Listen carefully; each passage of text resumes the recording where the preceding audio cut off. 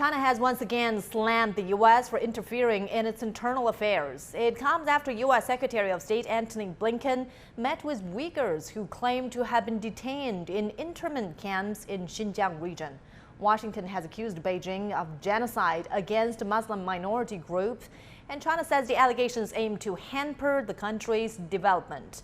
And now let me bring in our reporter Sun Ye. She's been following the latest for us. Sun Ye. Well, Mama, as you said, Chinese Foreign Ministry spokesperson Wang Wenbin reiterated this afternoon in response to that said Blinken's meeting that Xinjiang's problems are not what the West have framed to be, that those are not about human rights or religion or relations of ethnic groups. Rather, they are about fighting terrorism and extremism. Wang also said that some of the U.S. have claimed to be oppression, violence, and so-called genocide.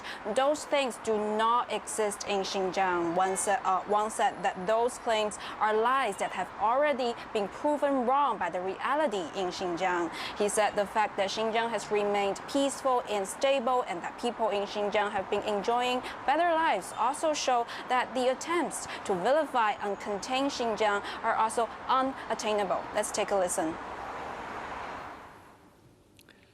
中方多次强调，涉疆问题 China has stressed many times that what's happening in Xinjiang is not about ethnicity, religion, or human rights. It's about fighting violence, extremism, and separatism. China does not bear accusations of torture, atrocity, or genocide.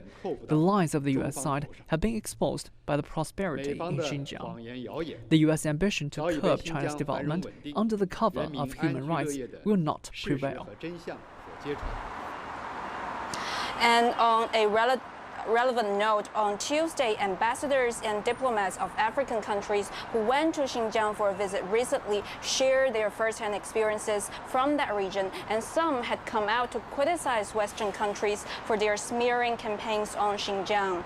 Guinea-Bissau Ambassador Antonio Cerifo and Bello told Chinese media Tuesday that the visit in May has convinced him of several things. For one, that the so-called forced labor in cotton industry does not exist, since much of the industry has been highly mechanized. And then the ambassador also says after learning about what people in Xinjiang think of their life and changes in the past decades, he has reached the conclusion similar to what we heard earlier, that Xinjiang's problems are not on religion or relations of ethnic groups. They are about fighting terrorism and extremism.